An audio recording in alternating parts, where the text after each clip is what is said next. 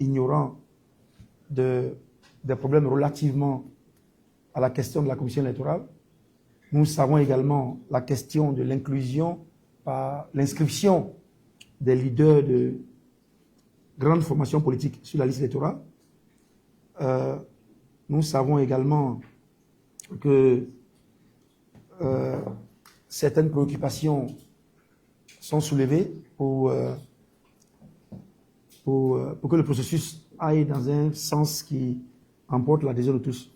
Donc nous voudrons aujourd'hui aborder un des aspects techniques, entre autres aspects, mais un aspect qui est complémentaire de tout ce que vous entendez déjà sur la place publique et sur lesquels nous avons déjà réagi.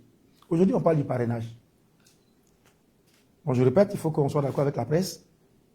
Aujourd'hui, il y a une grande réunion dans quelques minutes entre le PDCI et le PPACI. Il y a également une autre cérémonie du PPACI. Il y a des activités du RHDP par rapport au Congrès. Il y a également beaucoup de partis et de candidats qui sont en train de faire des activités. Et nous supposons que tout cela rentre dans la préparation générale des élections. Donc, je voudrais qu'on soit d'accord. Ça, c'est un aspect technique qui complète les autres aspects. Et nous allons développer d'autres aspects techniques au fur et à mesure que nous avançons, et également des aspects politiques. Aujourd'hui, il s'agit du parrainage. Certaines personnes, dès que l'invitation est passée, grâce au frère Assoumo Didier ici, à qui je dis merci, qui a contacté les collègues de la presse, dès que l'information est passée, certains ont dit, mais pourquoi tu fais du parrainage une obsession? Est-ce que tu n'es pas sûr d'avoir ton parrainage? Et il faut que les Ivoiriens comprennent que dans un processus pareil, on apprend à donner un côté intellectuel de la chose qui va avec la réalité du terrain. Ce n'est pas que nous soyons effrayés par le parrainage. Non, pas du tout. Cette élection, nous l'avons préparée. Nous avons des équipes, mais également des approches nouvelles que nous avons mises en place. Mais nous posons le principe qu'une élection doit se faire selon des standards et des normes qui sont connus. Et nous disons aujourd'hui que le parrainage qui a été introduit, d'ailleurs, par ordonnance, le 8 avril 2020, entre autres modifications qu'il y a eu en 2020, il y a eu la modification sur le parrainage et sur le cautionnement fixé à 50 millions, monté à 50 millions.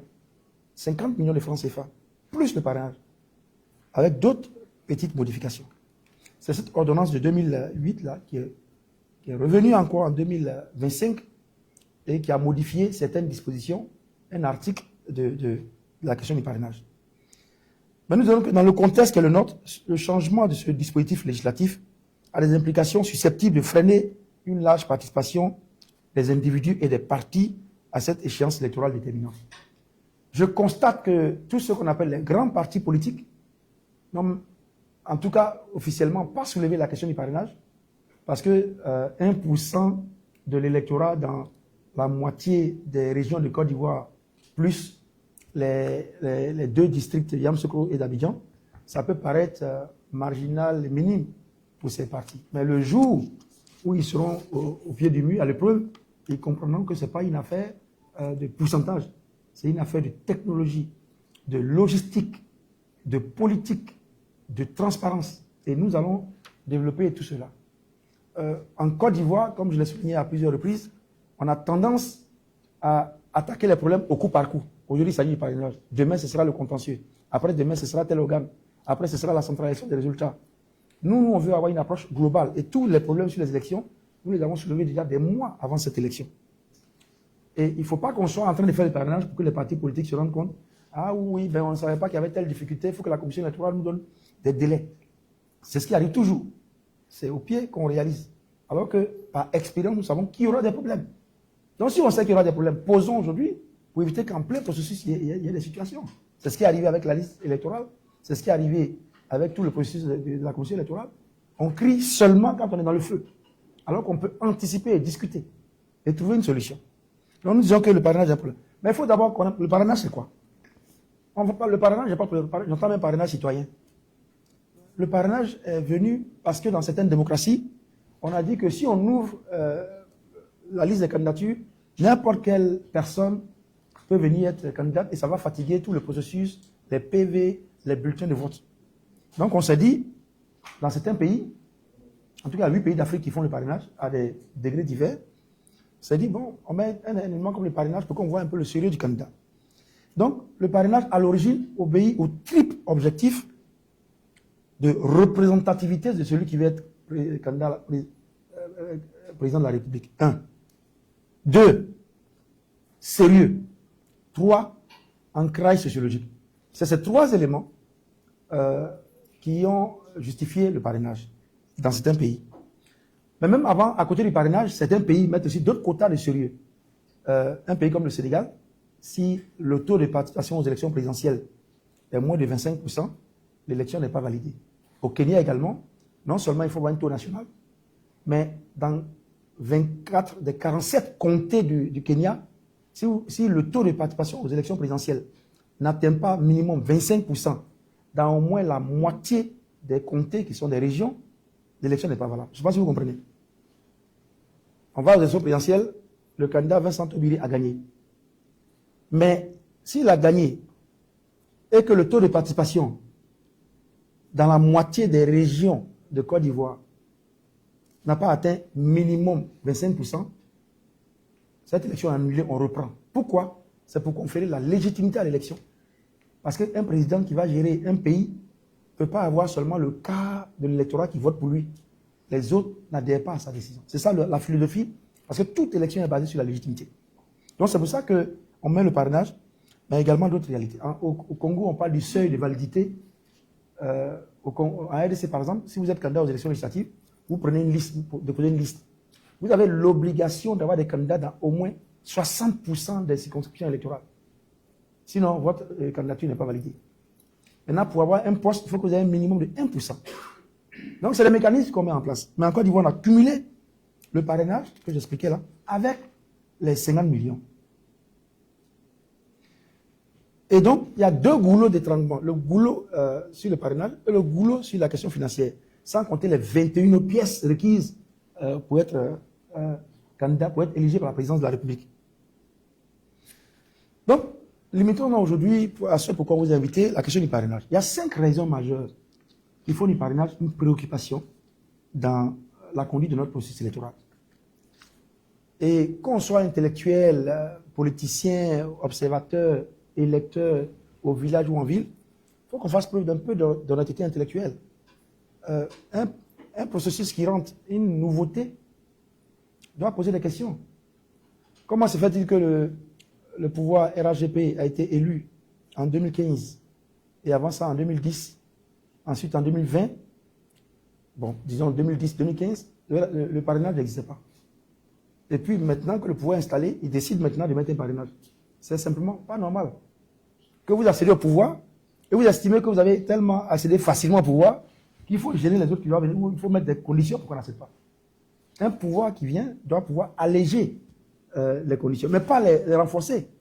Donc le fait même que vous renforciez les conditions pour être éligible, pour être candidat, ça fait déjà de vous, ça crée suspicion sur votre intention. Ça crée déjà suspicion. J'espère qu'on se comprend. Hein?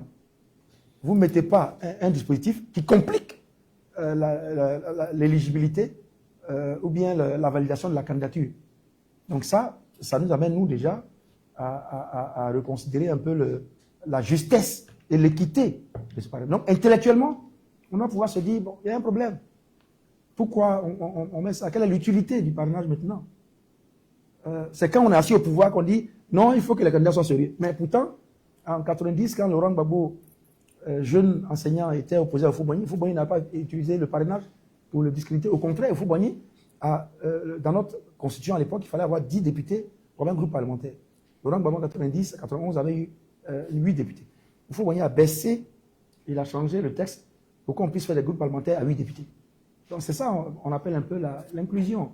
Parce qu'on sait qu'il faut que les gens soient représentés au Parlement. Donc ils ont dû changer la constitution, les lois, pour que Laurent Gbagbo ait un groupe parlementaire. C'est ça l'inclusion. Mais on commence un processus et on le corse, alors qu'il n'existait pas avant. Quel est le bien fondé de corser un processus? Voilà. Donc, voici les niveaux que je vais maintenant. Ça, c'est les considérations générales. Premier niveau, il est technique.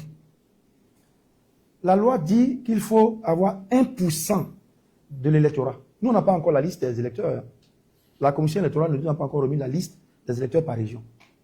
Mais nous avons travaillé sur la base de nombre d'électeurs pour les élections de septembre, les élections locales, municipales et régionales de septembre 2023. C'est sur ça que nous avons travaillé. Puisque nous n'avons pas encore les nouveaux chiffres région par région. Donc, la loi dit qu'il faut avoir 1%. Ce 1% à Abidjan, ça veut dire qu'il faut avoir un peu plus de 20 000 ou bien 25 000 électeurs ici à Abidjan. 25 000 électeurs ici à Abidjan. Quand le maire de Yopougon, par exemple, a gagné les élections ici, à Cocody, avec 23 000 voix. Quand certains maires tout puissants ici ont gagné les élections avec 13 000 voix. Quand le Adama Bitego, homme politique proéminent, président de l'Assemblée nationale, élu maire de Yopougon, a eu 63 000 voix. Pour être maire de Yopougon, c'est une population électorale de 505 000 personnes, avec une population générale de 1 732 000, selon le recensement de 2021. Mais il faut au moins entre 20 000 et 25 000 parrainages à Abidjan. Vous imaginez un peu, 25 000 parrainages. Les Abidjanais qui sont occupés comme ça, qui sont en train de courir, il faut avoir 25 000 Abidjanais qui vont prendre leur temps pour venir vous écrire, qui doivent avoir leur carte d'identité, leur carte d'électeur avec eux. Pour Abidjan, seulement 25 000. Et faire la même chose pour Yamoussoukro. Et ensuite, l'ensemble des régions de Côte d'Ivoire, la moitié des régions de Côte d'Ivoire. Donc, sur le plan technique, c'est un travail. C'est de grosses fiches à collecter. C'est des dizaines de milliers de pages à organiser. Et même si vous êtes un candidat très organisé, ça demande une administration très rodée pour pouvoir faire ça, parce que c'est les gens qui remplissent. Chacun a sa technique de collecte des parrainages. Mais si un seul de mes parrainages parmi les 25 000 d'Abidjan, il y a une erreur, ou bien que la carte d'identité, ou bien le numéro de carte d'électeur, ou bien même le nom de l'individu, si ce n'est pas bien inscrit, lui seul, il peut invalider mon parrainage. Parce que ce n'est pas correct. Puisque la commission électorale, je suppose, a des moyens de vérifier. Donc vous imaginez des dizaines de milliers de pages qu'il faut collecter comme ça, en s'assurant. Même quand c'est informatique. Moi, j'ai fait les élections un peu partout en Afrique, comme vous le savez. Et prenons un cas que je prends souvent, celui de Djibouti. Djibouti, quand moi je travaillais à Djibouti, ils avaient 1 500 000 population. 1 500 000. Et la population électorale, à cette époque-là, était environ de 150 000. Mais les palabres qu'il y a eu sur la liste électorale de 150 000 personnes. La liste électorale de Cocody, c'est 273 000. Donc la liste électorale de Cocody est pratiquement 2 fois plus forte que la liste électorale de tout le pays de Djibouti. Mais malgré les 150 000, on a dû reprendre parce qu'il y avait des doublons, il y avait des problèmes. C'est-à-dire qu'une liste électorale, il y a toujours des délicatesses dedans. Donc vous demandez de faire un parrainage avec des dizaines de milliers de pages sans aucune faute humaine. Ce qui, manifestement, peut être difficile. Ensuite, si vous réussissez à faire le travail des dizaines de milliers à Abidjan, Yamoussoukro et la moitié des régions, que vous avez tous vos cartons, quand vous venez à Abidjan, vous allez maintenant taper. Non seulement vous donnez les documents physiques à la commission électorale, mais vous compilez ces dizaines de milliers de 1 peut-être à 57 000, du numéro 1 à 57 000. Vous donnez la version électronique et la version physique à la commission électorale. Vous voyez un peu la masse de travail que cela implique. Maintenant, un autre aspect technique que nous avons soulevé. Si la commission électorale croise vos parrainages, et puis elle estime que Dablé vous a parrainé, mais supposons que la commission électorale trouve que vous avez 2000 personnes sur vos 50 000, vos 40 000, vos 57 000, qu'il y a 2000 personnes qui ont parrainé d'autres personnes, parce qu'elle fait le croisement. Vous n'êtes pas là pour savoir parce que le croisement est fait pour on donne le résultat. Et on trouve que soit 2000 n'ont pas des pièces exactes, soit ils ont déjà parrainé les gens. Vous disposez de quoi pour contrôler? Parce que c'est technique. Vous disposez de quoi, vous, pour dire que ce n'est pas vrai ce que la commission dit? Maintenant, quand vos parrainages vont au Conseil constitutionnel, quelle est mon assurance que le Conseil constitutionnel a son personnel, ses machines, ses équipements pour faire un nouveau croisement indépendamment de la commission électorale, puisque c'est une instance judiciaire.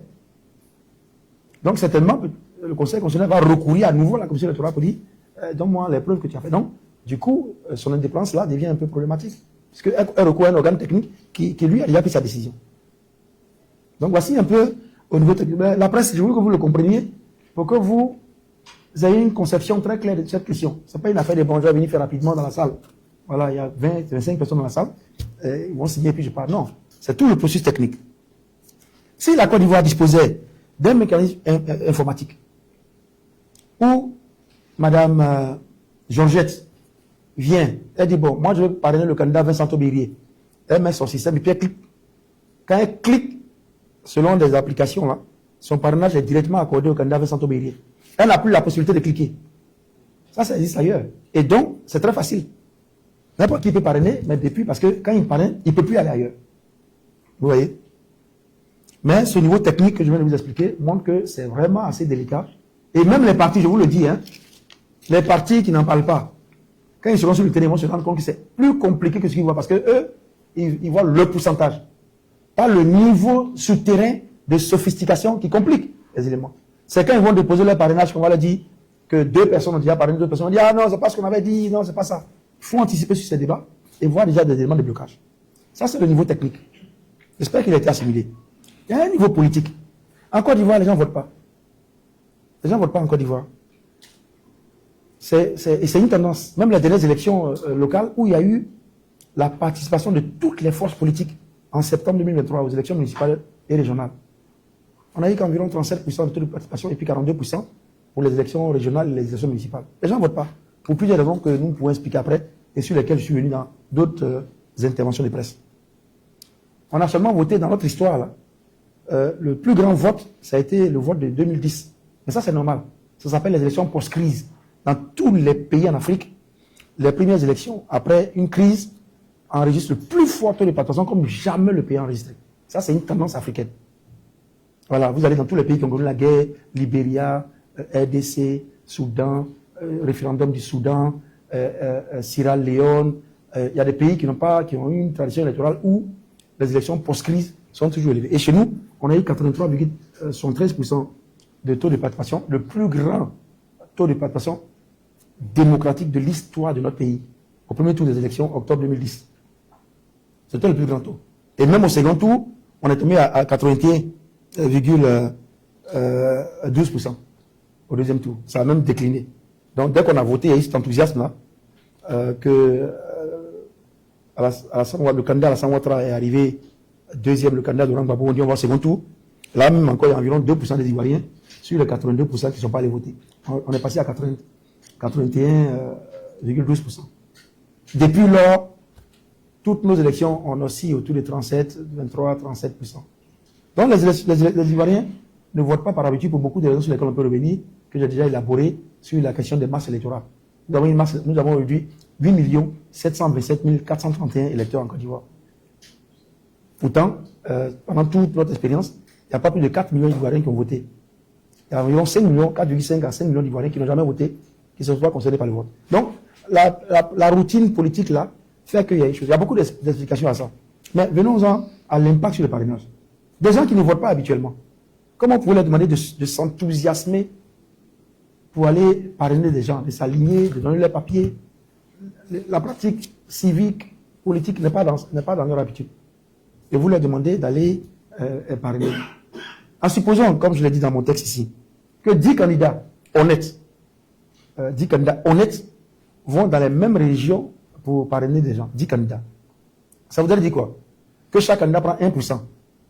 Parce qu'il y a des candidats qui peuvent prendre 1,5% au cas où il y a des doublons, ils vont ajouter après, ils peuvent prendre 2%, il y en a qui peuvent prendre 7%, 10%. Parce que le parrainage a d'autres éléments derrière que je ne vais pas vous expliquer ici. C'est des approches des partis politiques et des candidats pour d'autres mécanismes qu'il y a derrière. Un candidat peut venir, au lieu de prendre 1% dans une région, il prend 10%. Les autres candidats prennent encore 1%. Quand vous cumulez, ça veut dire qu'on a environ, avant même le vote, le quart des votants ont déjà voté, ont déjà choisi. Ce qui n'est pas possible parce qu'il n'y a pas cet entrain là, au niveau du parrainage. Donc, le niveau politique qui a démontré pendant toutes ces décennies une participation basse va encore se manifester ici parce que les gens ils vont pas partir. Même parmi vous ici, même dans les staffs, il y a des gens même qui ne sont même pas inscrits, qui ne vont pas avoir l'idée même d'aller parrainer. Vous voyez? Donc, la participation politique étant basse, elle peut se répercuter sur le parrainage. Des gens peuvent être inscrits sur la liste électorale, mais ils n'ont pas les cartes d'électeurs, ils n'ont rien, mais ils sont inscrits, bon. Ils veulent parrainer, mais ils ne peuvent pas. Moi, il y a des gens qui m'ont appelé pour dire, bon, comment on fait? Est-ce que je peux retirer ma carte d'électeur? Parce que depuis 2010, je n'ai plus voté. Quand il y a de l'enthousiasme, mais ils n'ont pas la matière, parce qu'ils n'avaient pas l'habitude de voter. Ça, c'est le niveau politique. Le troisième niveau, c'est le niveau sociologique. J'espère que la vidéo est prête que je vais présenter tout à l'heure. Dans un pays dominé par des clivages ethniques que nous connaissons. Dans un pays dans lequel les bases politiques se font autour de la région, du village. C'est ma région, c'est mon village. Les blocs politiques là, ils sont forts dans des bases culturelles. Ça, vous le savez. Donc, dans un pays où la politique souvent se fait autour de l'ethnie, il se peut qu'un candidat qui va dans un village, je ne vais pas citer un village ici pour qu'il soit sous la suspicion, mais il se peut que ce village dise non, nous on a notre candidat, toi tu ne vas pas venir ici pour te faire parrainer. Je peux aller dans une zone culturelle, on dit toi tu ne viens pas. C'est arrivé déjà où le RDA à l'époque a été interdit d'accès à certaines zones, le PDC a été interdit d'accès à certaines zones, le FPI de l'époque a été interdit d'accès. Donc il se peut qu'il y ait un mot d'ordre sociologique, que les gens disent vous ne venez pas chez nous. Qu'ils disent à leur population, si jamais quelqu'un vient ici pour prendre vos papiers là, ne lui donnez pas. Ça arrive. Parce qu'un cadre politique ne voudrait pas qu'un candidat vienne avoir ses parrainages chez lui au village, mais salut chez lui dans sa ville. Donc dans un pays où il y a des clivages ethniques comme ça, vous demandez un parrainage. Donc même s'il y a des gens qui me supportent, ils auraient peur par exemple du mot d'ordre qui a été donné discrètement ou officiellement. Donc il y a l'aspect sociologique qui fait que ça peut freiner la collecte de vos parrainages. Les gens peuvent avoir de la sympathie pour vous, mais ils peuvent ne pas avoir la nécessité de vous parrainer. Est-ce qu'on se comprend? Le niveau sociologique dit que il y a des ethnies ou des régions qui peuvent dire nous on donne seulement nos parrainages. Et ça va arriver. D'ailleurs, regardez la vidéo d'une députée de la Nation. Je l'ai dit, il y a une interview à la RTI, je ne sais pas si la RTI est là. Mais voici une vidéo, on a la vidéo d'une députée de la Nation. Un exemple. On a le son? On n'a pas de son. Alors, une députée de la Nation, que vous voyez.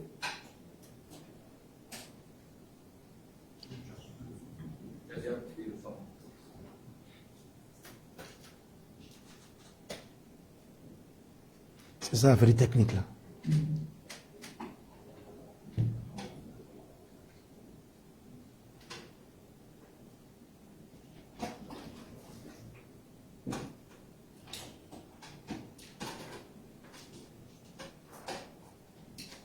Je vais demander de tester. Chaque fois, je vais demander de tester avant de commencer.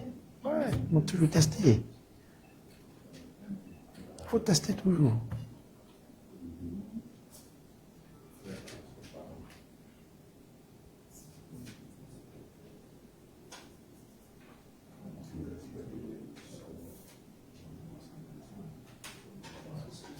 Bon, le son n'est pas là, mais regardez ce qui est écrit. Aucun candidat indépendant ne viendra ici parce que c'est le village de tant, parce qu'ici ce sont mes terres. C'est un député de la Nation qui dit ça. C'est une députée que vous connaissez très bien. Vous allez voir ça. Ça, c'est sur Facebook. Hein. Moi, j'ai pris ça sur Facebook. Ça circule depuis des jours. Voici ce que je dis. Donc, c'est le niveau sociologique.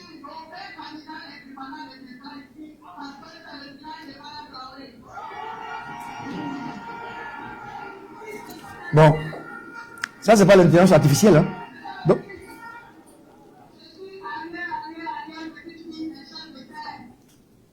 voilà. Donc, aucun candidat ne viendra ici chez moi, parce que c'est mon village. Candidat indépendant ne viendra. Donc, vous voyez un peu quand on parle du niveau sociologique, il ne s'agit pas de 1%, mais il s'agit de ce que des jeunes du village, des vieux du village, veuillent bien supporter quelqu'un, mais il y a des mots d'ordre. Et c'est ce que je dis dans une vidéo, avant même cela, que des cadres peuvent donner des mots d'ordre sociologiques. Voici un exemple. Ça va poser des problèmes de sécurité. Et ceux que vous envoyez pour aller collecter le parrainage, les êtres humains, ils auraient peur pour leur sécurité. Ils peuvent être lynchés, ils peuvent être ostracisés, ils peuvent être séquestrés. Et voici un exemple de ce que nous disons. Comment vous pouvez permettre de faire un parrainage dans un environnement pareil, et puis actuellement où les camps sont totalement opposés les uns aux autres. Donc ça, c'est le troisième niveau qui crée notre réserve vis-à-vis du parrainage. Ensuite, il y a un niveau très important que je veux que vous reteniez, c'est le niveau sécuritaire. À lui seul, ce niveau sécuritaire suffit pour qu'on annule le parrainage. Parce que nous sommes en Côte d'Ivoire. Dans cette salle, il n'y a personne dans cette salle qui n'est pas un parent qui a été tué, qui a été blessé, qui soit en exil, qui a été chassé pendant la crise de 2010. Il n'y a pas une seule personne dans cette salle qui n'a aucun contact avec quelqu'un qui a été tué, blessé ou qui a subi des avaries pendant les élections de 2010. Nous tous en Côte d'Ivoire, on est liés d'une façon ou d'une autre à des gens qui ont été massacrés ou bien qui ont été blessés Nous tous. Alors, comment un pays où il y a eu 3000 morts officiellement, on ne compte même pas les morts du côté de la rébellion. On ne compte même pas les morts, les 85 morts de 2020. Mais disons même 3000 morts.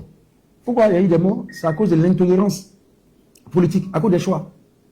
Moi, j'étais il y a 2 jours seulement, peut-être que vous allez voir la vidéo, à Dioko Carrefour. Officiellement, à Dioko Carrefour, un petit village là, de Dioko, qui est dans Dioko, il y a eu 800 morts. Il y a eu 800 personnes tuées. Parce qu'elles sont PPACI, parce qu'elles sont RDRHP, parce qu'elles sont PDCI. Ça là encore, vous allez là-bas, il y a l'association des veuves de Dioko Carrefour. Il y a ceci, cela. C'est des choses qui sont assez frappantes. Donc, ici, à Abidjan, dans nos quartiers, partout, à Yopougon, à Cocody, au plateau, il y a des gens qui sont morts. Il y a des grands, au haut niveau comme au bas niveau, qui sont morts parce qu'on les soupçonnait d'être tel ou tel parti politique. Comment, dans un contexte pareil, vous pouvez demander à quelqu'un, viens, donne-moi tes papiers. Tu montes ton numéro de téléphone, ta carte d'identité, ta carte de lecteur. Tu vas me parrainer. Mais les gens auraient peur de vous parrainer.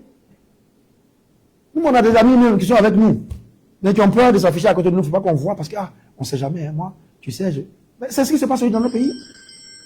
Qui va venir vous parrainer?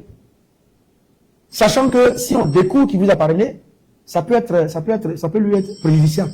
Un pays où il y a eu 3000 morts, où il y a eu 87 morts, où en 2000 il y a eu 147 à 300 morts, où chaque fois qu'il y a élection, il y a mort.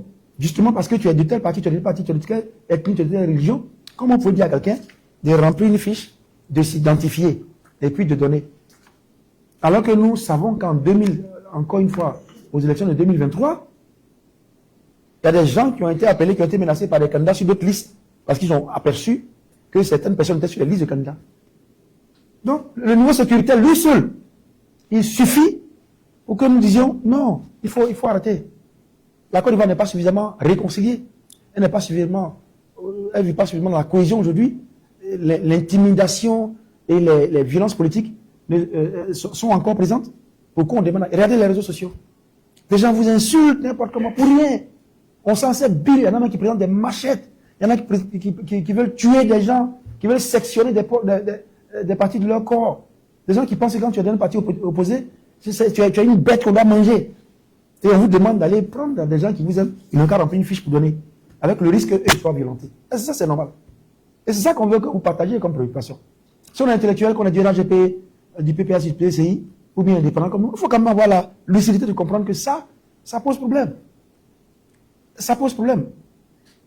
Donc, cette 4e raison est la raison fondamentale qui doit faire que la Côte d'Ivoire n'est pas suffisamment mature pour faire ce type d'opération. Parce que le parrainage, c'est un prévote, mais violé. Quand tu vas voter, tu cliques, tu mets dans l'urne. Personne ne sait que tu as voté pour quelqu'un. Mais le parrainage, tu as toute ton identité. Et puis le papier circule. Le papier circule. N'importe qui peut savoir qu'il a parrainé. Et puis, c'est électronique, tout. On peut savoir que telle personne.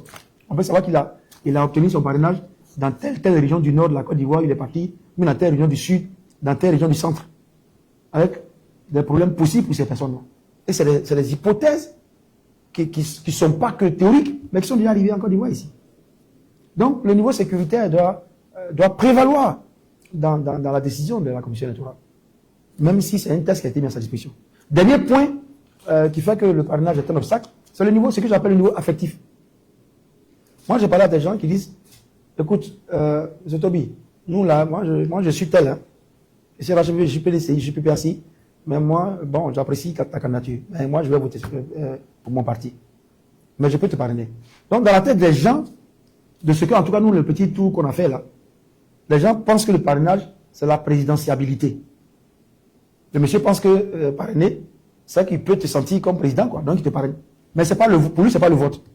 Quelle est la conséquence? Ça veut dire qu'il peut te parrainer et puis parrainer quelqu'un d'autre. Mais réserver son choix définitif le jour du vote.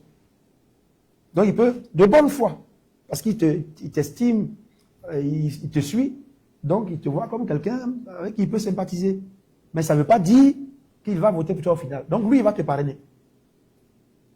Oui, c'est le niveau affectif. Voilà, dans sa tête, tu es présidentiable. Mais dans sa tête, tu n'as pas le choix qu'il a. Mais donc il peut te parrainer sans vouloir voter pour toi. Et de la même façon qu'il te parraine, il peut parrainer quelqu'un d'autre.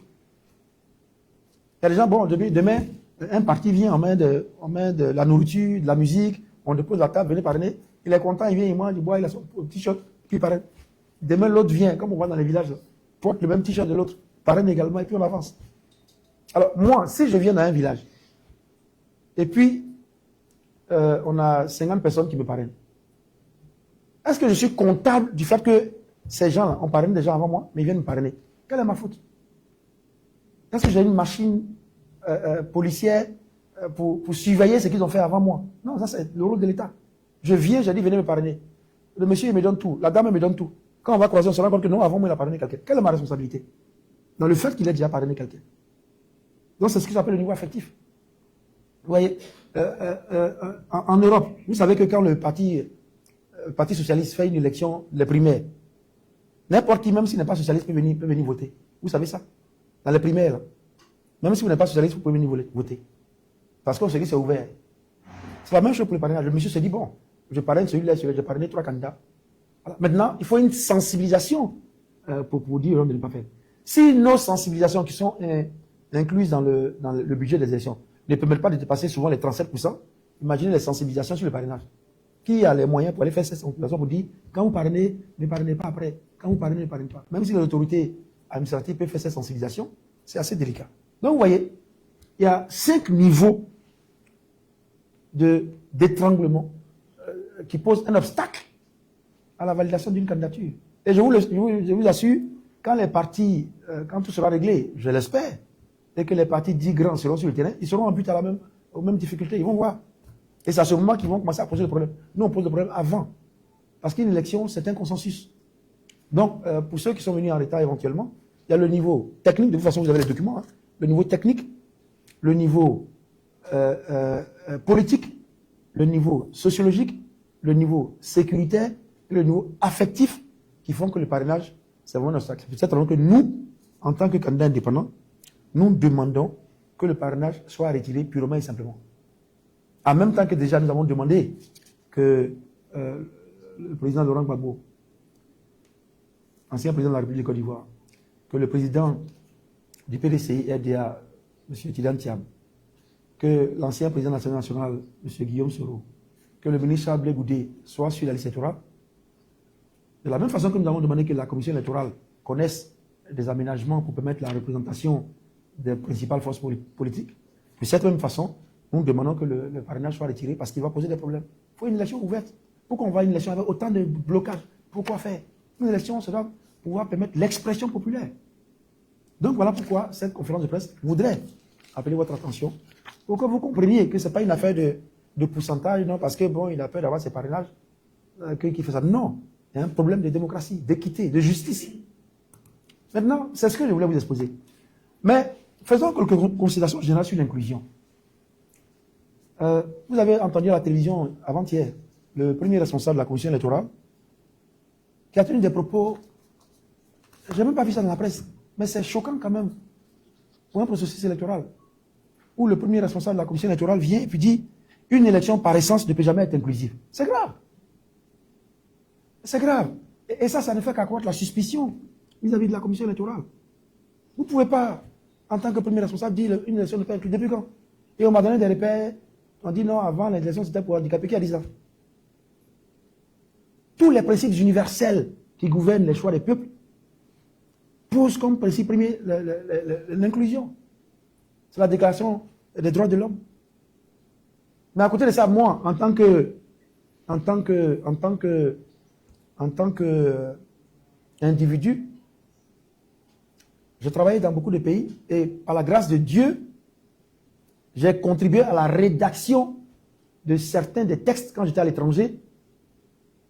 J'ai contribué à la rédaction de certains des textes qui gouvernent les élections. Et je vais vous donner ça tout à l'heure, c'est également là. J'étais membre du groupe qui a rédigé les PMO, Principles for Election Management, Monitoring and Observation, qui est un texte moteur qui a été adopté en 2003 en Afrique australe, qui pose des principes d'inclusion dans les élections partout en Afrique. Je suis un des auteurs de ce texte-là, quand je travaillais à l'international. Allez également fouiller les archives des Nations Unies.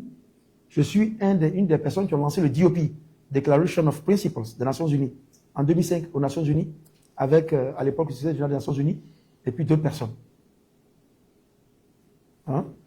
je suis un des auteurs de ce texte-là qui gouverne les élections dans le monde. J'ai participé à ça.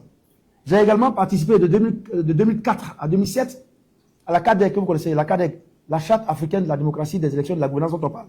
C'est mon institution EISA, Electoral Institute for Sustainable Democracy in Africa, qui a travaillé avec l'Union africaine. J'ai participé à la rédaction de la Charte africaine des droits de l'homme, des élections et de la gouvernance, qui stipule qu'il faut le maximum d'inclusion et qui pose des principes généraux d'inclusion dans un pays. J'ai travaillé avec la CEAC, COMESA, IEC, SADC, SADC-PF, Ligue arabe, et même le protocole additionnel de la CEAO, on a contribué à son implantation dans les élections. Donc, modestie mise à part, dans le monde, là, les principes généraux des élections, là, nous avons participé, moi, en tant qu'individu, en tant que Vincent Tobévier, j'ai participé à ça. Et tous les textes sont là. Aujourd'hui, vous allez Google, vous allez trouver. Et si vous le voulez, je vous donne ça aujourd'hui.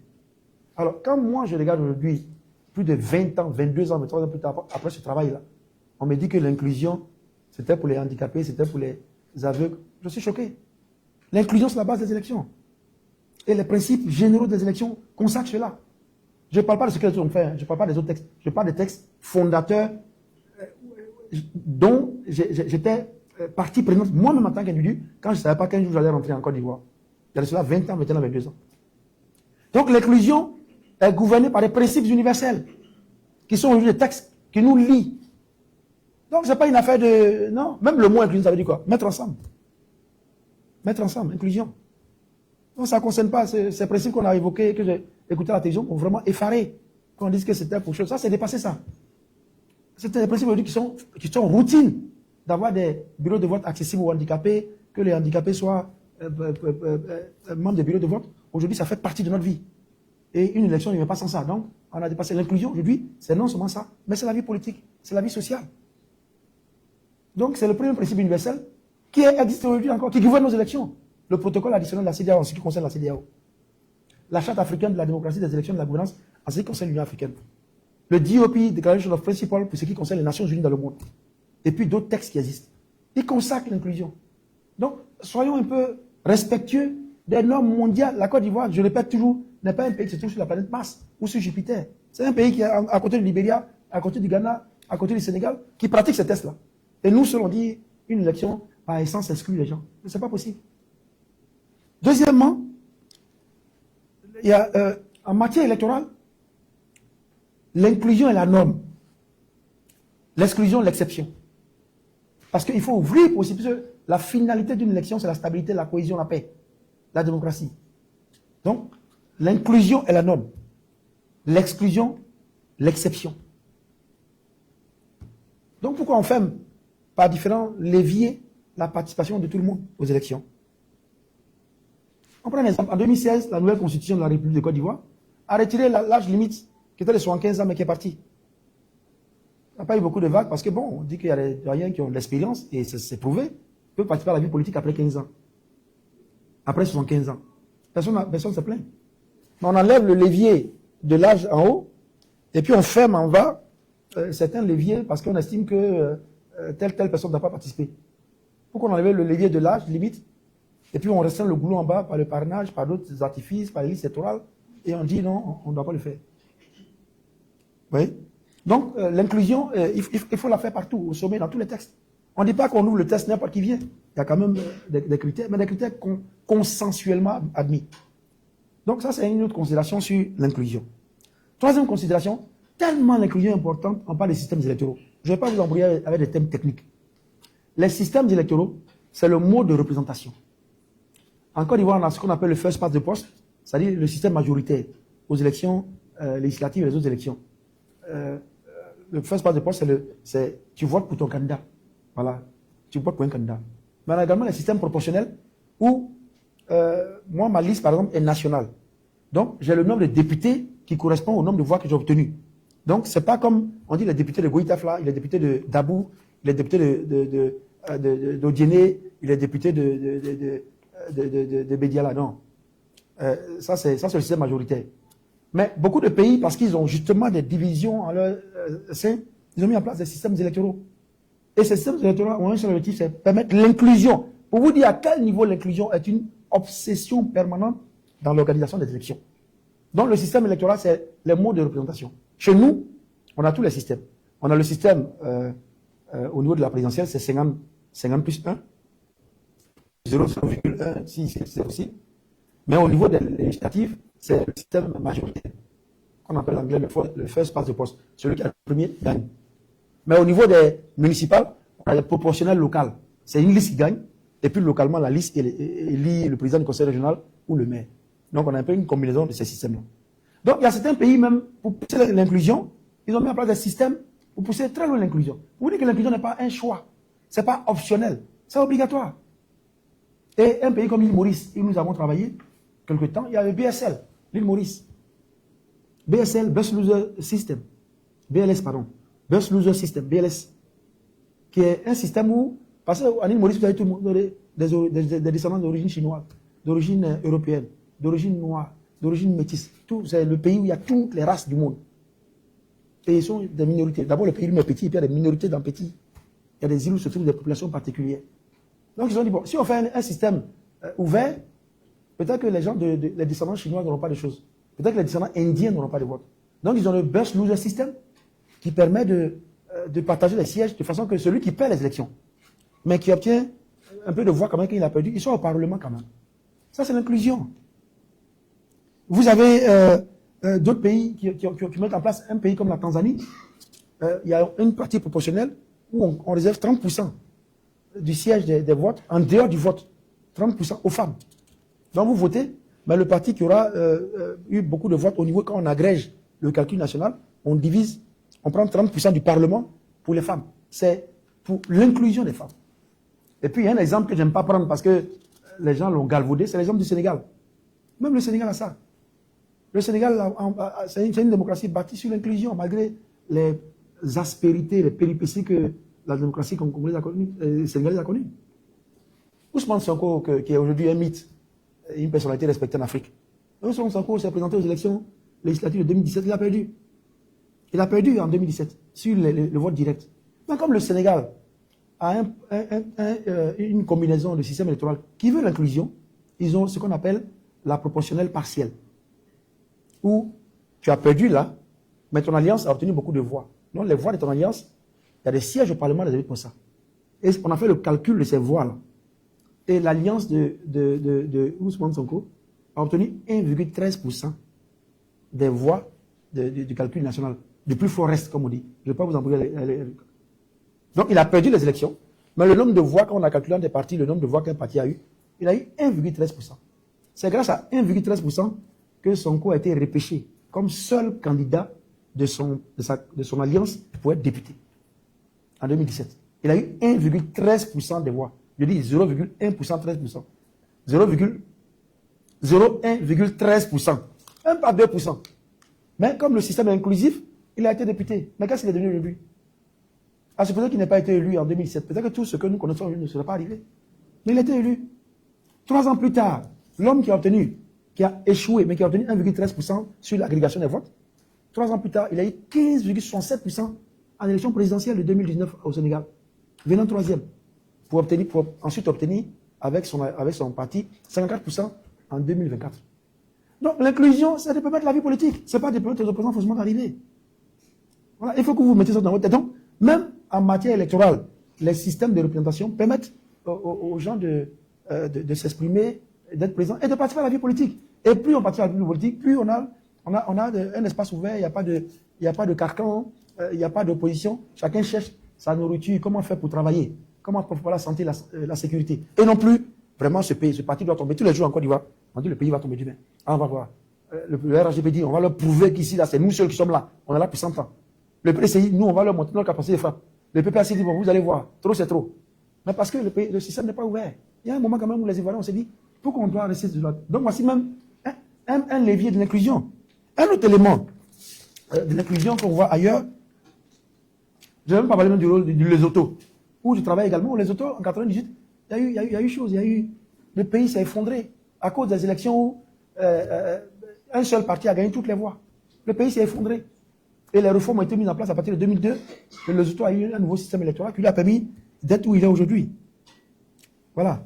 Donc, enfin, sur la question de l'inclusion, Il faut retenir que le rôle d'une commission électorale dans l'inclusion est important.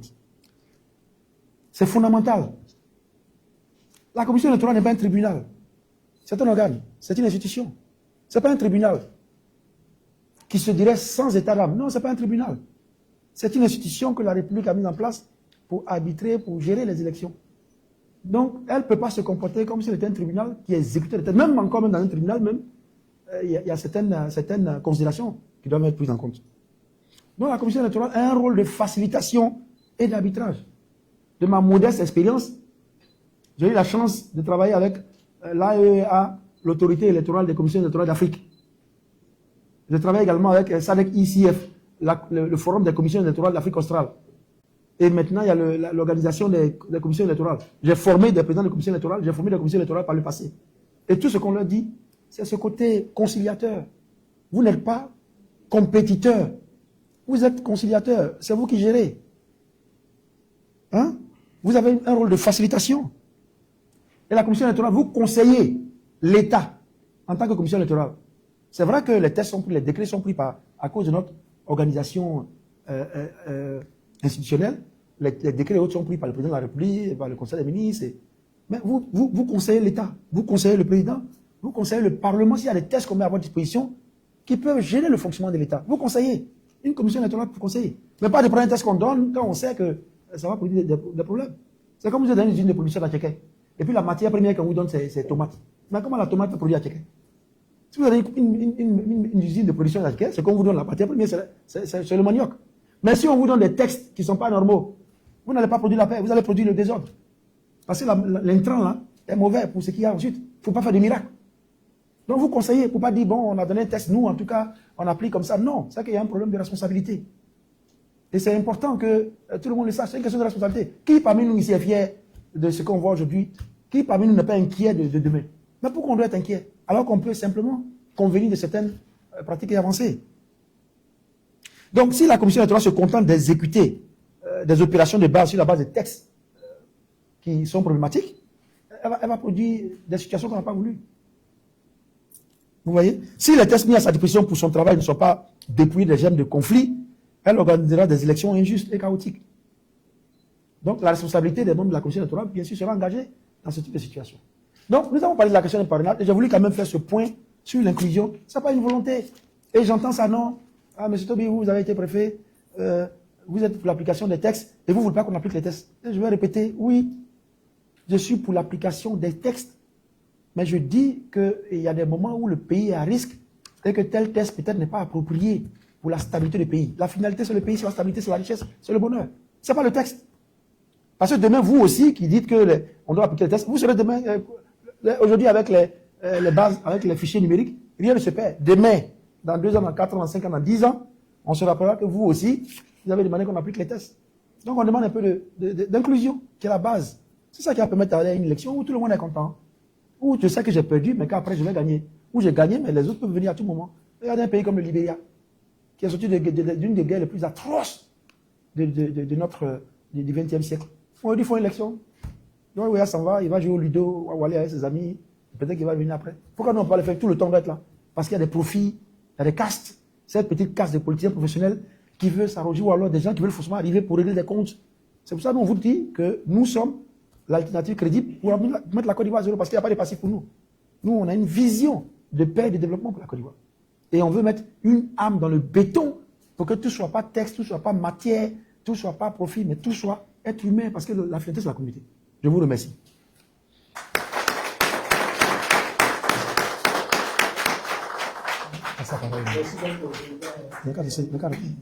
Non, il n'y a qu'à arrêter, c'est pour toi qui dis jamais, il faut le dire. Je vais laisser la parole au docteur Camara qui va assurer la modération pendant les échanges que vous aurez. Merci de votre intérêt. Docteur Camara, à vous la parole.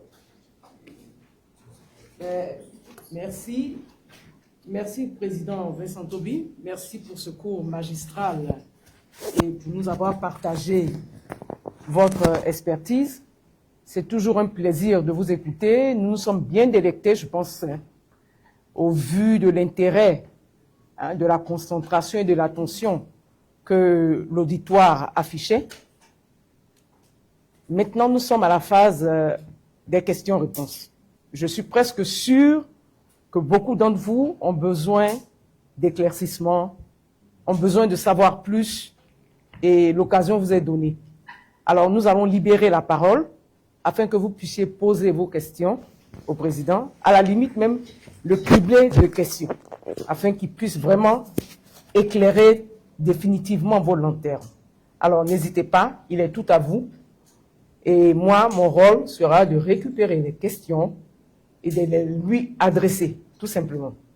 Donc, la première personne qui veut poser sa question dans la presse, une dame, et ça fait plaisir de voir une dame. Donnez-moi votre nom, s'il vous plaît. Bonjour, je m'appelle Mata Touré, je suis journaliste à Radio de la Paix. Radio de la Paix, Mata. Merci infiniment pour cette précision.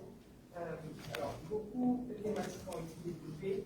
On a bien compris qu'il y a pas mal de points. À la presse seulement. À la presse, pas aujourd'hui, à la presse seulement. À la presse. Si ça finit Pour aujourd'hui, la on commence. quintessence du À la presse message seulement. passé, est-ce qu'on peut revenir sur les points saillants de toute cette présentation, vraiment qu'il a voulu mettre en exergue, et vraiment les points les plus importants? Je vous remercie infiniment. Merci, madame. Nous allons prendre la deuxième question. Bon, je ne vois pas l'auditoire, hein, mais vous pouvez vous lever. Ah, d'accord, allez-y. Monsieur Omar Abdelkader, bonsoir.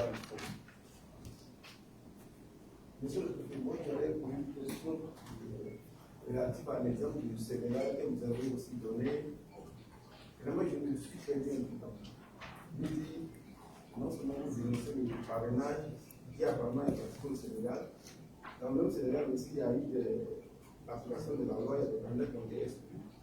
Ils ont réussi à mener les processus jusqu'au bout. Ça veut dire qu'il y a forcément des points de sortie tout en respectant la loi. On ne va pas dire que tout est vraiment négatif, que il faut tout rejeter à partir. Non. Le Sénégal, comme je disais, les gens, tout ce qui se fait, ça a été fait au Sénégal. Il y a des candidats dehors, justement, c'est vrai que les gens aujourd'hui, il a été nommé dehors, mais il a su faire quelque chose. Je veux dire, est-ce qu'il n'y a pas une autre option possible que de dire forcément, si quelqu'un n'est pas dedans, c'est que nous avons pu proposer d'autres alternatives si vous avez tant d'expérience. Il y a d'autres alternatives possibles. Tu vas prendre le il va dire qu'il faut donner la presse seulement. Vous sentez là, c'est où vous êtes? La presse seulement. La presse seulement.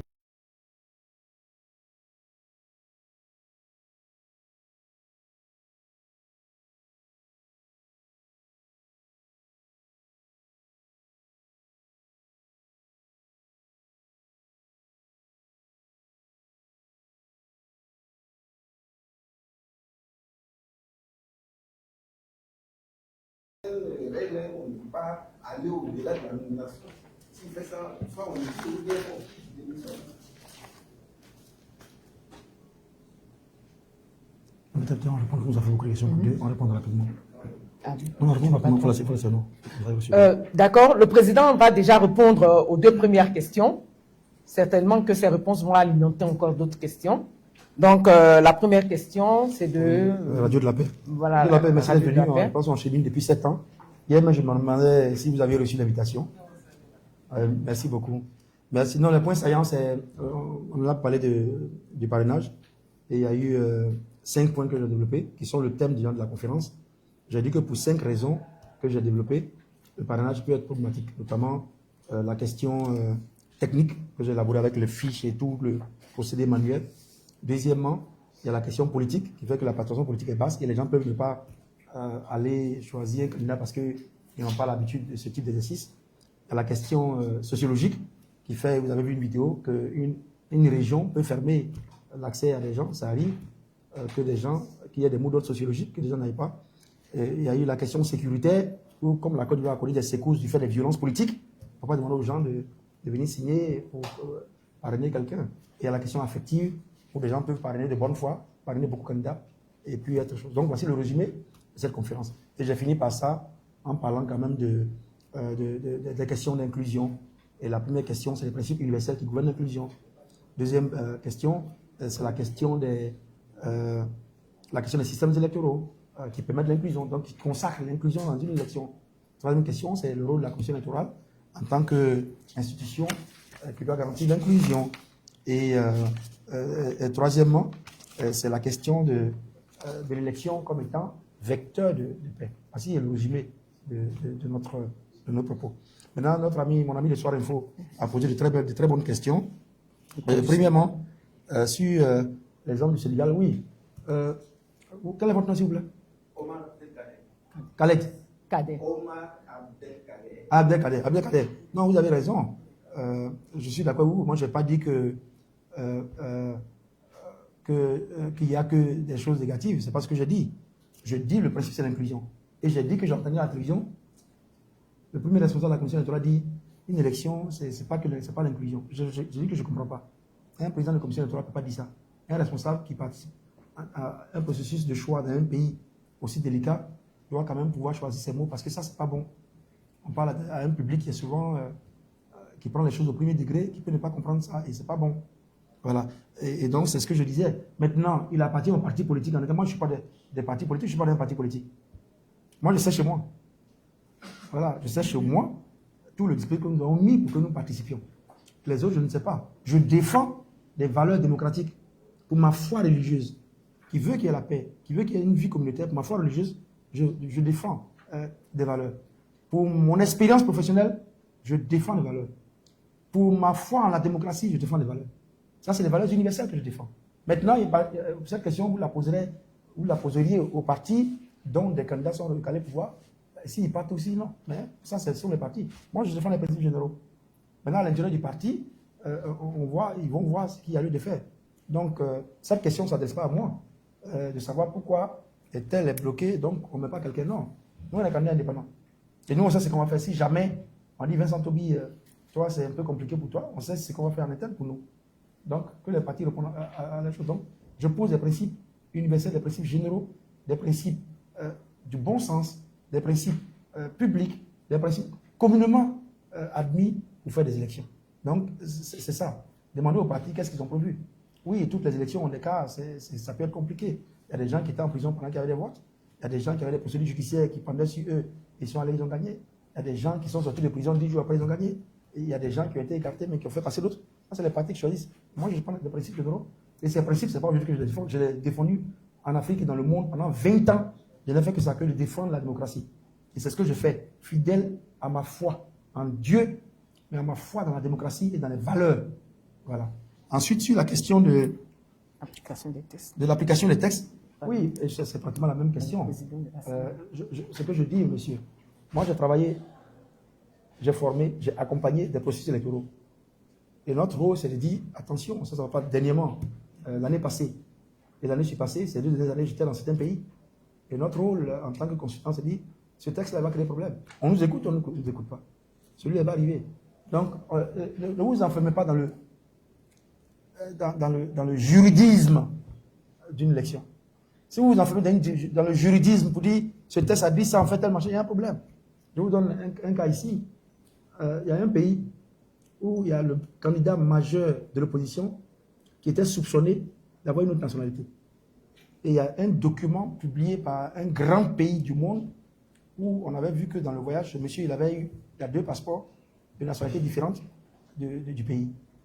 En Côte d'Ivoire, c'est quelque chose du pain béni qu'on allait prendre pour écarter. La commission électorale a dit non, parce que ça va encore créer des conflits. C'est vrai, on a eu tout ça, mais on avance parce qu'on veut créer l'inclusion. Et cette commission électorale, elle avait 26 candidats. Elle a mis tous les candidats, 26 candidats. Et elle a écarté 2 candidats parce que les 2 candidats, vraiment, ils n'avaient même pas certains documents. Mais le Conseil constitutionnel, qui en dernier ressort valide, après il a dit, bon, les 2 là, qu'est-ce qu'il y a? Il les a appelés pour dire, bon, est-ce que vous pouvez compléter les choses? Et puis les 26 ont complété. L'élection est arrivée, il n'y a pas eu de palabre. Donc c'est ça qu'on dit là. Aujourd'hui, il y a des gens qui nous donnent une position forte. Peut-être parce qu'il y a des situations qui les favorisent. Ils veulent l'application de la loi. Mais ça sert à quoi d'avoir cette application et puis demain de passer 3 ans sur réconciliation, on va se mettre ensemble, gouvernement d'union, gouvernement de ceci. Ça sert à quoi? Quand on a élu, là, si moi je suis élu, c'est pour exécuter mon programme, que vous allez connaître bientôt. C'est pour exécuter mon programme. Ce n'est pas pour traîner 3 ans d'avoir d'abord, bon, il va y avoir de la guerre dans le pays, il va y avoir des mécontentements, les gens ne vont pas suivre la politique. Donc c'est ça. Et puis il y a un autre élément de l'inclusion, monsieur Abdelkader. L'inclusion, là, qu'on dit là, c'est pour qu'il n'y ait pas de défiance vis-à-vis de l'autorité de l'État après. Parce que vous pouvez faire les élections, hein. Le monsieur il gagne, il est président. Mais demain, vous vous rendez compte que telle opération qu'on fait, les gens n'adhèrent pas. Je vais vous donner un exemple très simple. Le recensement général de la population et de l'habitat de Côte d'Ivoire de 2016, il y a eu un recensement avant 2021. Vous savez ce qui s'est passé? Les gens ne sont pas partis. Les partis politiques ont donné un mot d'ordre, ils disent on ne va pas. Je vous prends un cas comme Bounois. Le recensement d'avant 2021, il y a eu 50 000 et quelques personnes à Bounois. Vous connaissez Bounois, ce que c'est en termes politiques. Mais au recensement de 2021, on a environ à 100 000. La population de Bounois a doublé en 3 à 4 ans. Est-ce que c'est possible? Non, c'est parce qu'il y avait une défiance vis-à-vis de l'opération et de certaines institutions.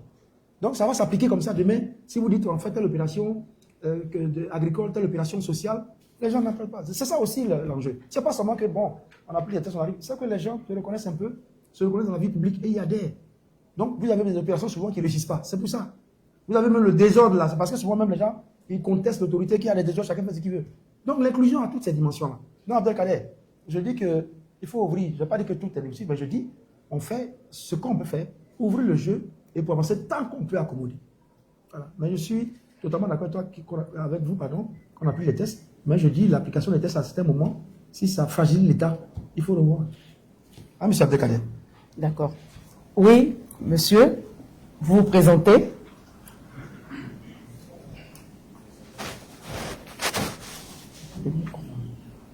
Jean-Christophe Coutin, Nouveau Réveil. Monsieur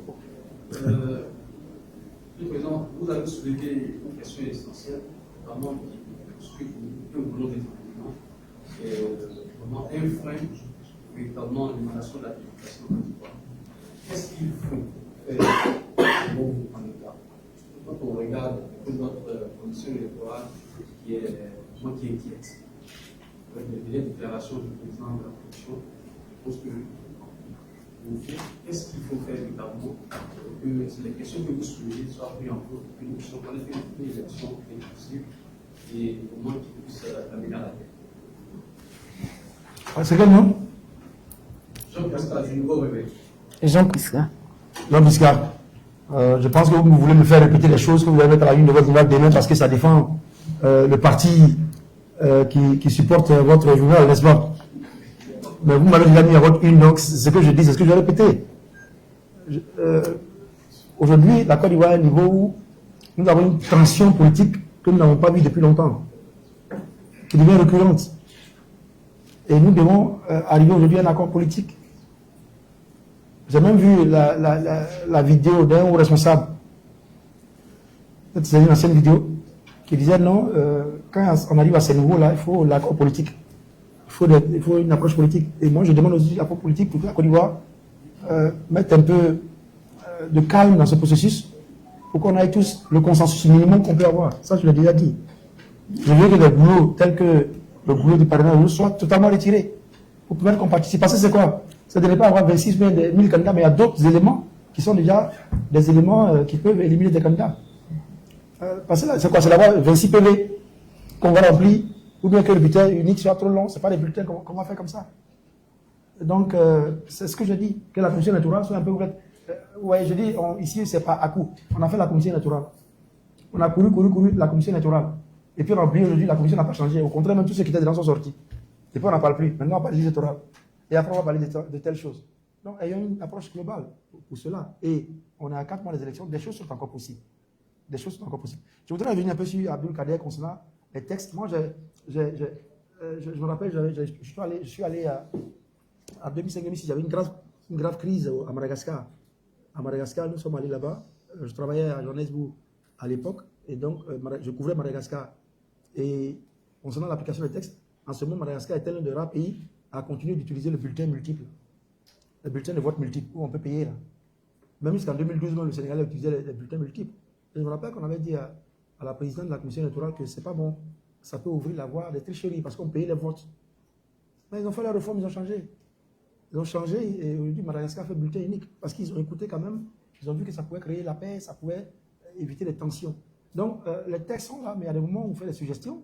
Je me suis dit, bon, alors, si on veut la paix, si on veut l'unité, si on veut que demain, celui qui a eu le travail ait une sorte d'assentiment populaire, il y a des choses qu'on peut accepter. Parce que quand vous avez la légitimité, la plupart de ce que vous demandez au peuple, là, il adhère. Mais quand il y a une légitimité qui a été problématique, les gens font de la défiance. Ils n'adhèrent pas au projet, ce n'est pas leur problème, ils ne respectent rien, construisent n'importe comment, ils roulent n'importe comment, ils versent dans beaucoup de travers. Donc la légitimité permet de dire, lui, il a parlé de notre cheval. Voilà pourquoi justement, certains pays tels que le Kenya mettent des niveaux de ratio qui valident une élection. Donc, non, mais il est parti, il a eu sa réponse, hein, monsieur le nouveau réveil. Voilà, il va faire ça à une. Vincent Tobi dit qu'on doit permettre à tout le monde d'être candidat. Atidan Tian d'être candidat. Oui.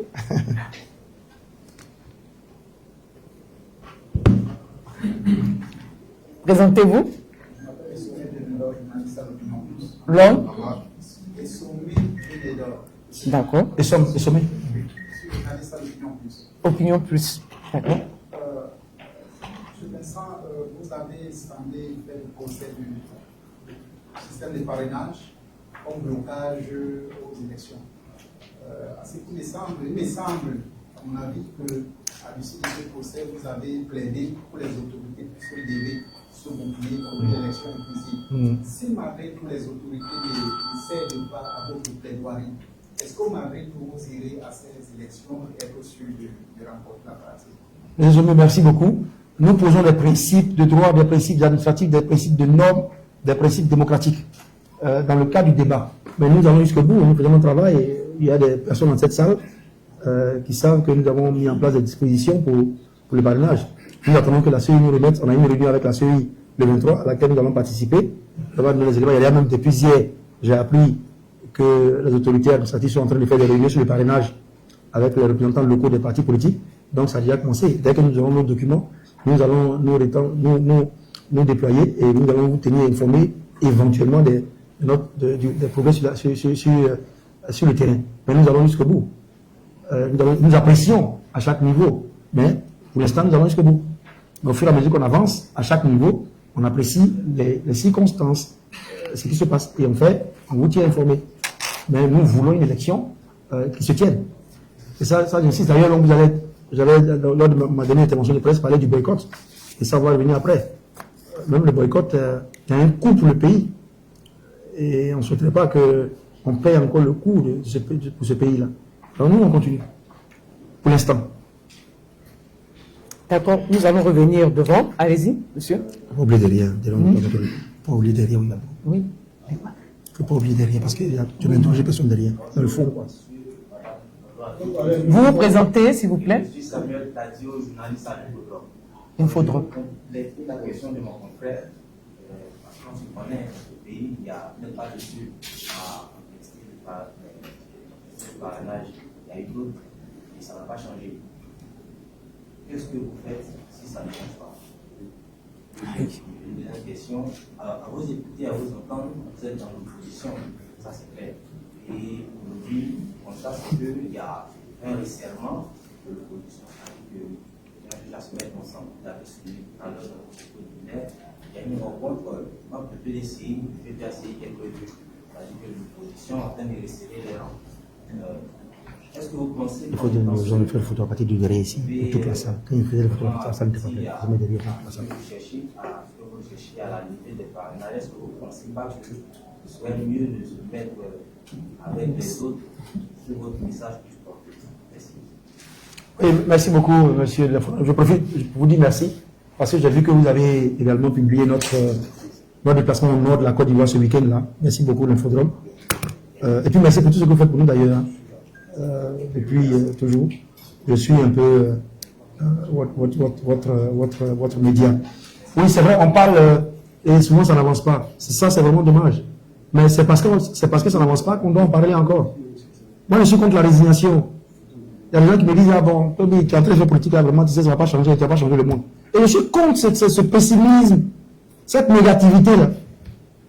Je répète, mon expérience personnelle m'a fait voir toutes les mutations dans toutes les sociétés, dans toutes les parties de l'Afrique et du monde. Donc je ne partage pas ce pessimisme. Je dis, bon, comme la commission électorale n'a pas réagi, ah bon, ça ne sert à rien. Nous, on avance. Et on essaie de s'adapter à ce que nous vivons, ce que nous vivons.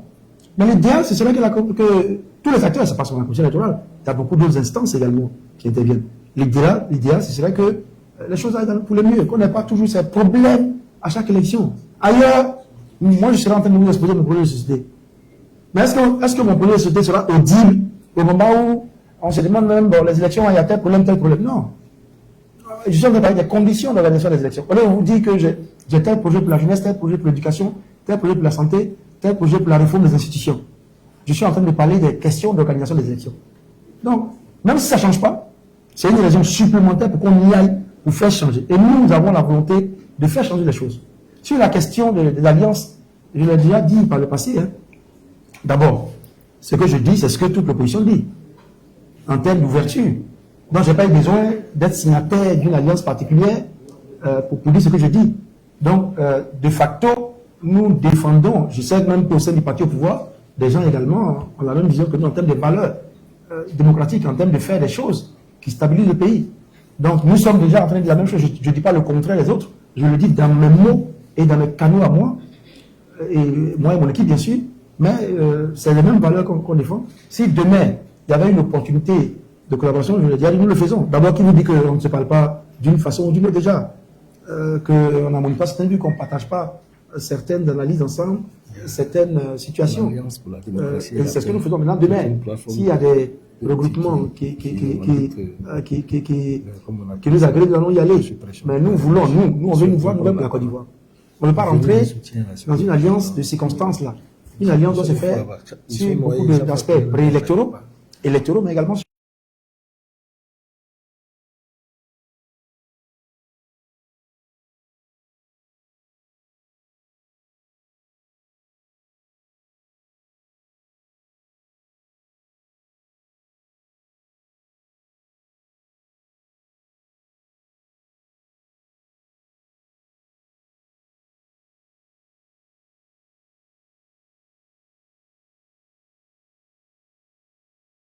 PCI qui s'étaient mis ensemble à partir de 2011, qui ont gagné et qui ont gagné. Ça, c'est une coalition. Une coalition, c'est un regroupement stratégique de partis qui gèrent le pouvoir, qui partagent les institutions de la République, qui gèrent le pouvoir. Maintenant, une alliance, c'est une coalition de groupes de forces tactiques pour conquérir le pouvoir, pour les élections, ou alors pour des situations au sein du Parlement. Vous comprenez? Donc c'est pas des coalitions qui sont là, c'est des alliances. Je ne sais pas pourquoi on choisit ce mot, parce qu'il faut aussi avoir, parce que chaque mot recouvre une réalité. Donc quand je vois coalition, bon, quand je vais parler, on dit non, vous avez baladé, mais vous avez baladé. Mais ce n'est pas des alliances, ce n'est pas des coalitions. Il y a une seule coalition qui était le RGP, qui est devenu un parti, le RGP, mais qui collabore aussi avec d'autres partis. Donc pour l'instant, ce que tu vois, c'est des alliances. Et les alliances se forment sur plusieurs critères. Il y a le critère idéologique, qui en Afrique n'a pas beaucoup de sens. Vous êtes de gauche, de droite, vous êtes écolo, vous êtes vert, vous êtes paysan, parti paysan, vous êtes cela. Donc le premier critère d'une alliance, c'est l'idéologie. Ok? Le deuxième critère, c'est l'histoire. L'histoire du pays, l'histoire des partis politiques qui sont là et qui ont collaboré ou qui ont un cheminement qui les a rapprochés. Le deuxième critère pour qu'on se mette ensemble, c'est l'histoire. Le troisième critère, c'est également la vision, le projet de société que vous partagez, parce que vous dites demain, si moi je suis élu là, ma priorité c'est l'emploi des jeunes. Or lui là, sa priorité c'est de développer les noix de coco. Donc vous n'êtes pas disant non, c'est le projet de société. Maintenant, il y a des critères subjectifs, c'est l'affection. Entre vous et moi, on a des apparentés, on se connaît depuis longtemps, on parle facilement, on a allé à l'école ensemble, on a fait nos études à l'étranger ensemble. Donc il y a cette subjectivité qui rentre en ligne de compte dans les alliances, parce que souvent les alliances entre deux personnes qui ne se connaissent pas sont difficiles. Et puis dans le contexte africain, l'alliance aussi, il y a le côté régional, ethnique, religieux, qui font qu'on se ménage. Donc il y a des critères scientifiques pour les alliances. Et quand vous ne respectez pas, ça saute. C'est pour cette raison qu'il y a beaucoup de pays où vous avez des alliances, après l'élection, ça vole en éclat. Ça vole en éclat. Le RHGP a été l'une des alliances qui a eu la plus grande longévité. De 2005, Bédier et le président Nicolas Bédier, le président Alassane Ouattara s'étaient mis ensemble, jusqu'à pratiquement 2018. Le RHGP a connu pratiquement 13 ans d'une alliance, et c'est rare en Afrique. Il n'y a pas beaucoup de pays africains qui ont une telle longévité d'alliance, avant qu'elle éclate après. Ouais, c'est une alliance qui est une coalition et qui a éclaté. Donc si on se rapproche, c'est pour ça. Quand on ne fait pas ça, quand on dit vraiment ce parti-là, il me plaît, monsieur là, moi, je l'ai mis, et puis on se met ensemble, demain dans le cheminement, on se rend compte que non, on n'a pas les mêmes idées. Et puis on éclate, on va ailleurs. Donc ça, c'est des éléments qui permettent de faire durer le rapprochement de partis politiques. Vous me suivez? Donc nous, oui, nous partageons déjà les mêmes idéaux, et c'est une opportunité de rejoindre, nous allons rejoindre. Merci, Président. Je voudrais à présent appeler l'Alliance Paix et Développement, qui est au fond de la salle, qui voudrait s'exprimer depuis un moment.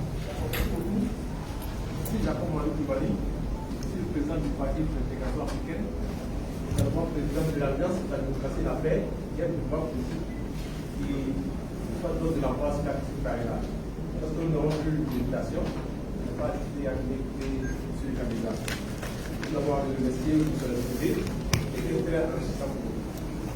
Le parrainage, c'est ce que nous n'en pas. Il n'y avait pas de parrainage en 2019. Hein. Il n'y en avait pas en 2019. Non, oui, mais c'est depuis avril que ça a été. Ça veut dire. Qui a institué le parrainage, qui a montré le code des doctorats. Pour ça, 2019, le parrainage est un peu dans le discours politique, avec un dialogue politique qui a été déterminé en termes de proportion, parce qu'il n'y a pas eu de rapport final de position à la du dialogue politique. Et à ce dialogue politique, l'État a pris le propos électoral pour instituer le parrainage et la constitution à 5 millions. En 2020, on a implémenté le parrainage. Et je fais, c'est une contribution. En 2020, on a eu 44 dossiers de candidature. Sur les 44 dossiers de candidature, il y a 30 qui ont été éliminés par 2 critères. Les critères administratifs, les partis qui sont déjà plus à l'équilibre. Et puis il y a la caution. Ces 2 critères-là déjà ont éliminé 30 candidatures. Or, l'argument qui a permis de ce parrainage, c'est que le parrainage allait empêcher les candidatures fatalistes. Et nous estimons que déjà ces 2 critères-là sont relatives. Et le cautionnement déjà sont des critères assez compliqués déjà pour éliminer les candidatures fatalistes. Et sur les 44, il y a 12 candidats qui ont réussi à franchir ces 2 étapes. Ils ont fini de candidats complets, ils ont payé 50 millions. Ici, il y a 12 candidats, il y en a 8 qui ont été éliminés pour le parrainage en compté. Et ces 8 là, pour nous, ce ne sont pas les candidats fantaisistes. Et l'argument, c'est que le parrainage est pour éliminer les candidats fantaisistes. Les 8 qui ont été éliminés, c'était le professeur Moualou Koulibaly, ancien président de l'Assemblée nationale, qui a été élu pour la candidature parrainage complet. Qu'est-ce que vous avez fait? Vous avez les candidats fantaisistes. Le ministre qui a conçu ces 2 trucs est éliminé. Le ministre Avocado est éliminé. Le ministre Yannick Onan est éliminé. Et plein d'autres cas qui sont des candidats sérieux ont été éliminés par le parrainage. Donc, le parrainage n'est pas fait pour éliminer les candidatures fantaisistes, mais c'est pour éliminer les candidatures susceptibles d'influencer le cours des élections. Et nous sommes allés au-delà de la dénonciation. Parce que depuis qu'on dénonce, il n'y a pas de relation. Même au dialogue politique, la 5e phase, nous sommes signataires. Et si vous prenez le rapport final, vous verrez qu'il est dit qu'il est prévu qu'on améliore le parrainage. Mais depuis 2021 jusqu'au 2025, il n'y a pas d'amélioration. Le dialogue n'a pas continué dans ce sens-là. Et à notre grande surprise, le gouvernement sort tout dernièrement et il maintient le statu quo. Parce que le décret qui a été pris, c'est pour maintenir le statu quo. Et rien n'a changé.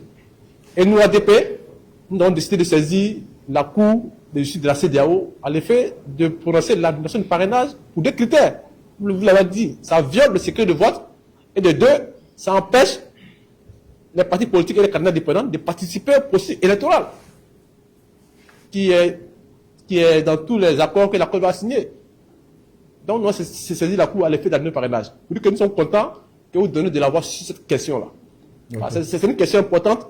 En fait, tant que le parrainage sera là, on a des élections où le parti de pouvoir sera le maître du jeu. Le maître du jeu. Le but du parrainage, c'est de gagner au premier tour. Je vous le dis, si en 2020, on avait 12 candidatures, il est sûr qu'aucun candidat ne peut avoir plus de 50% au premier tour. Mais quand on se donne la possibilité de choisir avec qui compétit, c'est qu'on veut gagner au premier tour. Donc nous, c'est pour vous féliciter. En tout cas, nous sommes inscrits dans votre voie. C'est qu'il faut pousser le combat plus loin.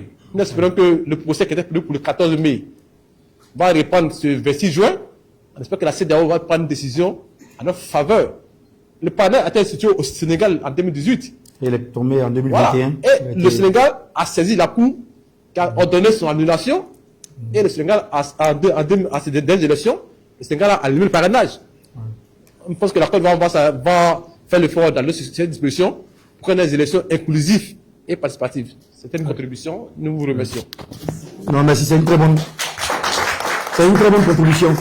En 2021, la même Cour a décidé d'invalider la disposition sur le parrainage au Sénégal. Mais ça a permis donc large participation, vous avez raison. Parce que dans le contexte de tension qui était là, ça aurait été difficile pour ceux qui sont au pouvoir aujourd'hui au Sénégal d'obtenir ce parrainage-là. Donc je suis d'accord avec vous, monsieur, le parti... on dit quoi? Alliance Oui. pour la paix. On partage les mêmes valeurs, oui. Merci. Voici une dernière question. Ben, nous allons prendre une toute dernière, afin Si on n'a pas, on arrête. de permettre au président de s'exprimer. Y a-t-il une question? Bon. Merci. Sur ce, nous allons vous dire merci. Président, vous avez un dernier mot à adresser? Non, merci d'être venu. Merci d'être venu. Vous serez régulièrement invité pour des éléments particuliers au fur et à mesure qu'avance le processus. Mais avec le Dr Camara, avec M. Frédéric, avec le directeur de campagne, si vous avez des questions bilatérales pour plus tard, nous nous mettons à votre disposition pour échanger avec vous sur ces questions-là. Vraiment, merci beaucoup. Ce que nous voulons, c'est une Côte d'Ivoire en paix. Ce n'est pas une Côte d'Ivoire. Nous avons notre vision, nous avons notre amour tous pour le pays. Il faut une Côte d'Ivoire en paix. Il ne faut pas que la quête du pouvoir soit la raison de la déstabilisation d'un si beau pays. Merci beaucoup. Merci à tous et à nous revoir très bientôt. Merci, Président, pour votre expertise. Merci. On va faire les interviews à la prochaine.